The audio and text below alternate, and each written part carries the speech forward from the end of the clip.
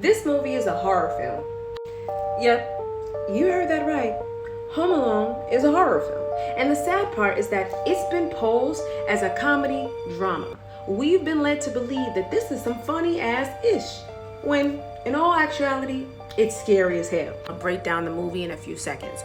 This poor boy Kevin gets left alone at home when his family goes on a trip, and then they realize, oh no, we've got our 3 or 4 other kids and we don't got Kevin, so what are we gonna do? We gotta go home and go get him, and then that's the whole premise of the movie. Now, while poor Kevin is at home, these two buffoons right here, they spend their time trying to rob the home, but in all actuality, Kevin is really, really smart, even though he's young, and he outsmarts these burglars, and it's a big happy ending. The family comes home, the end.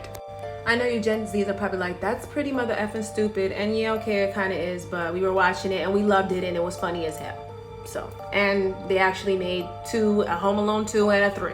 Yes, they did. And yes, this is the guy that's married to Brenda Song now, the husband to your favorite Disney star. Okay, so back to how this whole thing is a horror. It exposed what many of us in the 90s had to experience, which is being home alone, having to be latchkey kids. It was so common in the 90s where kids were just left at home because parents had to work. Moms had to work, dads had to work, so kids were left at home and they were having to fend for themselves. So what really struck me as crazy though is that I felt like in the first movie the parents didn't do enough to get home to poor Kevin, and they seemed to really not even give a damn. And I know that it had to happen for there to be a whole movie, right? But at some point it's like you feel a little bad for the poor kid, like why are they not more like rushing to get their ass home to their kid? Like, and then you end up having kids yourself and you're like, if that was me, I would have made more of an effort. Like, huh? I think about it, I start to be like, this probably wasn't even the first time that Kevin was alone. Like, if you start to think about, you know, we watch movies and we don't think about like, well, what is the story before the story, right?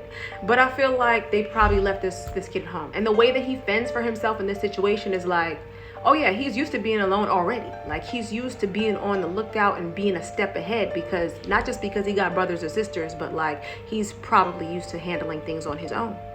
So yeah, this really got me thinking, and I feel like us as millennials specifically, I mean, I have content for everyone, but this video is specifically really for millennials. I really encourage you to go back and watch those childhood movies that you grew up loving, because I think there's a message behind the message, and that message is way more important than the one they sold to us.